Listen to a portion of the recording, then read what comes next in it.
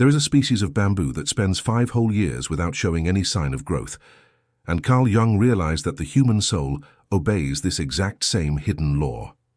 For years, nothing seems to happen. No flower, no height, no visible reward. And then, in a single season, the bamboo leaps in a way that defies the logic of those watching from the outside. Jung called this phenomenon, in his own language, psychic gestation, the subterranean interval between the being that was and the being that has not yet been born. And whoever is living this process right now without realizing it is often mistaken for someone stagnant, behind, forgotten by life. But there is something that must be said before anything else, before another year closes over this person under the wrong sentence. The absence of results is not the absence of growth. Whoever understands this understands Jung. Whoever does not understand this suffers in a way they did not need to suffer. There is a specific type of tiredness that appears in this phase. It is not the tiredness of someone who has failed, nor is it the tiredness of someone who has arrived. It is the tiredness of someone inhabiting the silent space between the two, the psychological purgatory where the old self no longer serves and the new self does not yet have a name. Jung observed that this interval is the most misunderstood of all human existence, precisely because it looks inert on the outside, while on the inside it is reorganizing absolutely everything. The psyche does not work in plain sight. The psyche works while no one is looking, and precisely for that reason it almost never receives credit for what it builds. Whoever is at this threshold knows a very particular sensation, the sensation of doing everything correctly without it producing any external proof, the sensation of seeing others advancing while remaining motionless, the sensation that effort is not generating evidence and that perhaps the entire effort has been addressed to the wrong place. It is at this point that most give up, not on life, but on their own depth. It is at this point that the ego, exhausted, whispers that perhaps it was not meant to be, that perhaps the season would not come after all, that perhaps it is wiser to accept a smaller version of existence and stop demanding more. But Jung would say something else. Jung would say that the ego's whisper is the old persona's last argument before falling. Because what seems like inertia is in truth descent, and Jung had a name for this descent, the night sea journey. The descent into the unconscious. The hero swallowed by the whale. The sun that seems to die on the horizon only to rise on the other side, more mature, warmer, more itself. In every mythology that Jung studied, the same symbol repeats: before the great ascent, the being descends. Before the great light, the being traverses the night. And this night is not punishment, it is architecture. There is a psychological law that Jung formulated in an almost inevitable way, and it says the following: the magnitude of the ascent depends on the depth of the descent. The deeper the root plunges into the dark earth, the higher the trunk can grow without toppling. Those who grow too fast usually fall. Those who bloom without depth usually wither in the first storm. But those who were forced to descend, those who were forced to inhabit their own unconscious, those who had their difficult years not as punishment, but as preparation, such a person builds something that the wind does not knock down and that time does not weaken. Comment below the word raíces if this phenomenon has found you. Just that word. Raíces.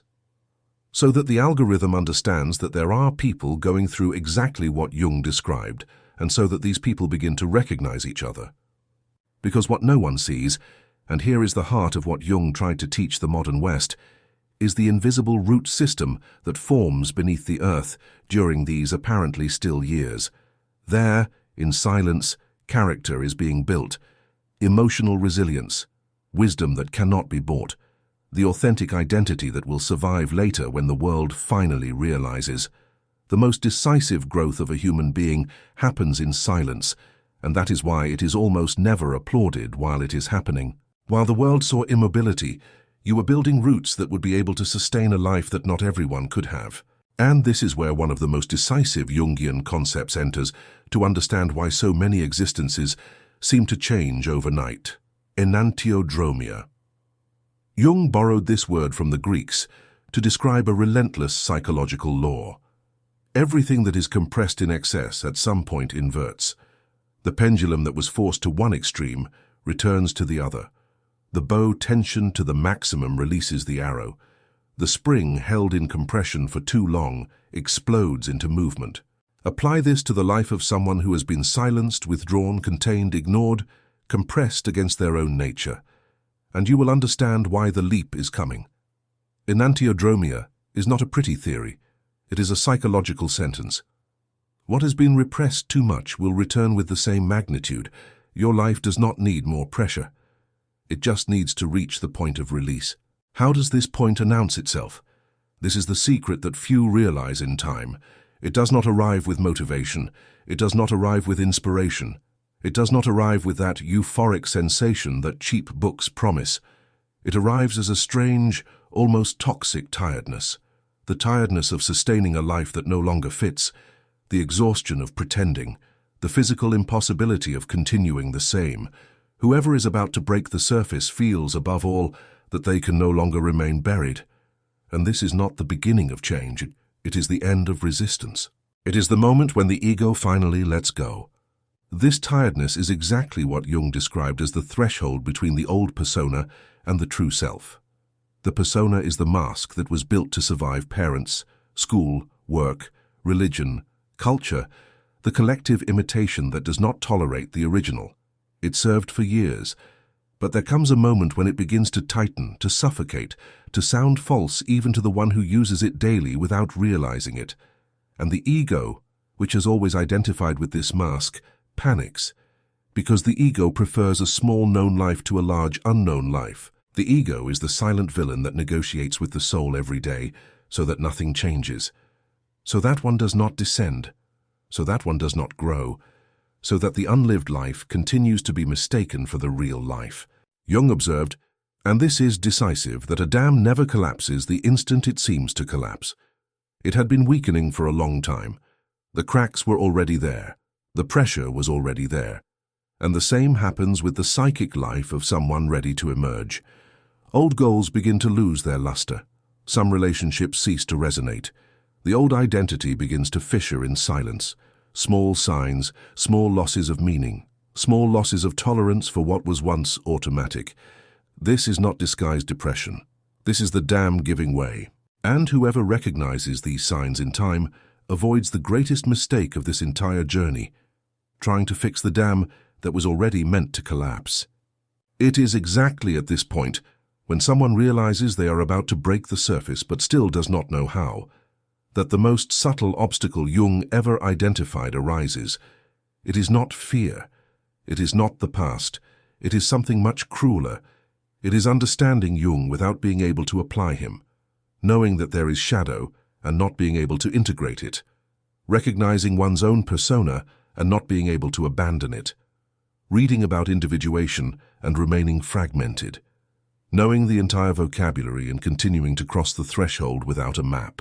There is a very specific type of suffering that belongs to those who have read, listened, taken notes, and yet remain trapped in the same small life, the same repetition, the same sensation of being on the edge without ever crossing.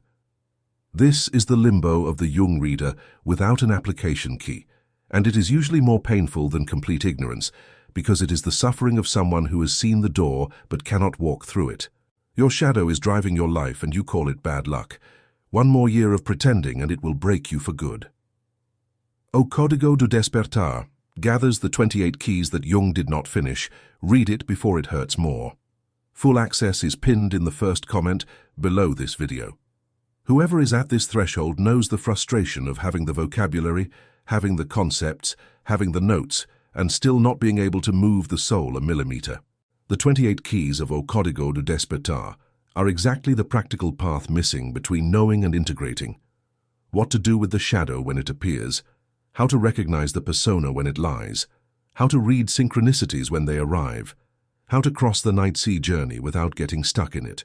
What years of solitary reading could not deliver, a structured integration delivers, because individuation does not happen through the mind, it happens through architecture. For those who are ready, access is in the first pinned comment, along with the symbolic community of others who are going through the same process. But first of all, there is a deeper layer of this phenomenon that needs to be seen. Because one of Jung's most disturbing discoveries and one that almost no one mentions, even among those who have read the entire work, is the existence of what he called the golden shadow. When one speaks of shadow, the collective mind imagines only the dark side, the repressed, the shameful, the part of oneself one prefers to hide. But Jung realized that much that is luminous was also buried in the unconscious. Talents were hidden, leadership was hidden, creativity was hidden, personal power was hidden, and not because they were bad. They were hidden because they were too great for the original environment in which that soul had to survive. The child who was too brilliant for unlived parents. The child who was too sensitive for a family that did not tolerate sensitivity. The child who was too visionary for a school that rewarded only obedience. The best of you was also repressed, and it is precisely this best that begins to awaken when the roots reach the depth that was always missing. What begins to happen then is strange to describe, but everyone who has crossed it knows. A confidence begins to awaken that did not come from the outside. A vision begins to awaken that was not taught. A personal authority begins to awaken that did not ask for permission. A creativity begins to awaken that had been sealed for decades, waiting only for the right time. And the important point, which Jung emphasized in every text on individuation, is the following. You are not creating anything new. You are recovering something old, something that was always yours, something that was buried out of necessity but that never died. The golden shadow does not evaporate. It just waits. If you are someone whose intensity has always been disproportionate to the environment, this process has found you. If you feel a depth that few around you can keep up with, this process has found you. If you are the late bloomer of your own family, the one who took longer, the one who bloomed outside the expected calendar, this process has found you. If you are the rare personality who always felt out of place in environments where everyone seemed to fit in with ease, this process has found you. If you are that someone who noticed things that others did not see, and that made you silent instead of loud, this process has found you. If you are someone who always had the sensation of carrying within yourself a life greater than the life you were managing to live, this process has found you. It is no coincidence that you have reached this point in the video. Synchronicity is never a coincidence. Write in the comments the phrase "floresço em meu próprio tempo." If this truth has recognized you, just that phrase, "floresço em meu próprio tempo," so that it functions as a symbolic seal of the moment in which one decides to stop comparing one's own season to that of others, because comparison is the only thing that still manages to keep the soul compressed after everything else has already given way. There is still another dimension of this phenomenon, perhaps the most difficult to explain to those who have never lived it, the activation of synchronicities. Jung defined synchronicity as that coincidence which seems too small to be destiny and too large to be chance. When inner work reaches a certain density, the outer world begins to respond in a way that defies rational explanation.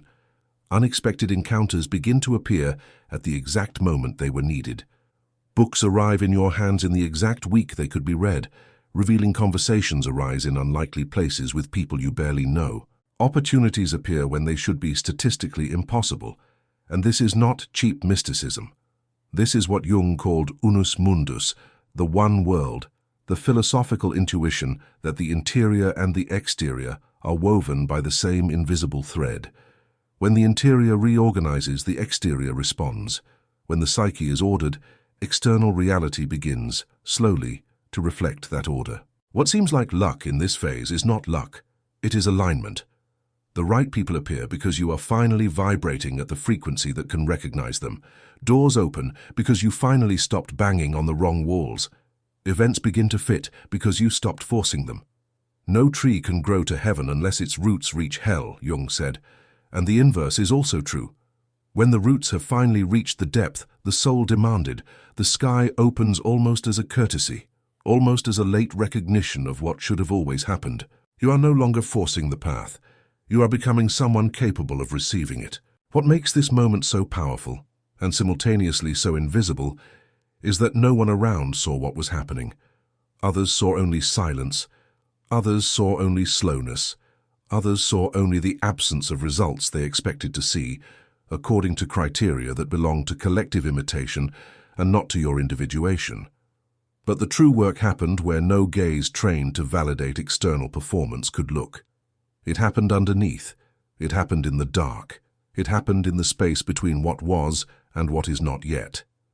Jung wrote in a sentence that became almost an emblem of his entire work, "No tree can grow to heaven unless its roots reach hell." This sentence seems dramatic until the moment one recognizes, in retrospect, that it literally describes what happened. What comes after this moment of ready roots is what Jung called individuation, properly speaking. Individuation is not becoming someone better by collective standards. It is not becoming someone more successful in the eyes of the collective imitation that suffocates originality. It is not becoming someone finally accepted by the same structure that compressed the soul for decades. Individuation is abandoning the unlived life that belonged to the projection of others and daring to live the life that always belonged only to you. It is letting others' approval stop being the engine of decisions. It is discovering that psychological freedom is not the absence of external restrictions. It is the presence of an internal fidelity that no longer negotiates. This is the final goal that Jung described, and it is strangely simple: to become whole. And this is the point where everything inverts for those who are crossing. You are not returning to who you were. This is the most common mistake, thinking that recovery means return. It does not. You are not returning. You are becoming someone who was always destined, but who had never had permission to appear in the world. The masks fall one by one. Silence becomes a choice, not an imposition. Presence replaces effort. And life begins to reorganize itself around this new frequency without needing to pull it, control it, or force it. The right people arrive. The wrong people drift away without drama. Everything that belonged to collective imitation begins to dissolve, and everything that belongs to authenticity begins to firm up as if it had always been obvious. Perhaps it is useful, before closing, to return to the bamboo, because the bamboo does not grow for 5 years and then accelerate. The bamboo grows for 5 years in secret and then simply becomes visible. This difference is not just semantic, it is existential. Whoever understands this difference stops charging themselves for the external calendar. Whoever understands this difference begins to honor the time of the invisible. Whoever understands this difference recognizes that the silent years were not wasted, were not forgotten, were not interrupted. They were the entire work happening in the only place where a work of that size could happen. Far from eyes, far from metrics, far from the premature approval that would have ruined everything. The great truth that Jung tried to deliver to modernity is this: you were not being held back. You were not being forgotten by life. You were not wasting time while others seemed to advance. You were growing beneath the earth. You were building roots. You were preparing for something that would not fit in a smaller version of you. And that is why those who bloom out of time usually bloom with an intensity that early bloomers never reach, because what was built on external validation is fragile, and what was built on authentic identity is practically indestructible. What grows slowly usually lasts longer. What grows in the dark usually carries light for longer. This process, once begun, can no longer be reversed. The dam once fissured does not return to being a dam. The enantiodromia, once initiated, will complete the pendulum to the other extreme. The bamboo, once ready, does not go back under the earth. And whoever has reached this point, hearing every word and feeling every sentence as directed personally, that someone is not discovering a concept. They are recognizing a process that has already begun. Honor the years of silence. Honor the compression that lasted too long. Honor the roots that formed while the world judged that nothing was happening. Remember, for those ready to go beyond intellectual understanding and enter into living integration, the complete system of applied individuation, O Código do Despertar, is in the first pinned comment. The 28 keys that Jung did not finish wait only for those who recognize that one more year of pretending is a luxury the soul will no longer sustain. Comment below the word limiar if you are walking through this process at this very moment. Just limiar, so that those who are crossing recognize each other, because no one crosses this without a symbolic community, even if it is silent, even if it is made only of words exchanged under a video. Perhaps in the end the world will continue to believe that you are just starting. But you know the truth. You have spent years preparing for this instant. The roots have reached the depth they needed to reach. The bamboo is no longer under the earth. It just has not been seen yet. And when it is seen, the only possible reaction of those who watched your silent compression will be exactly the reaction Jung predicted decades ago. No one saw it coming. No tree can grow to heaven unless its roots reach hell, and yours finally have reached it.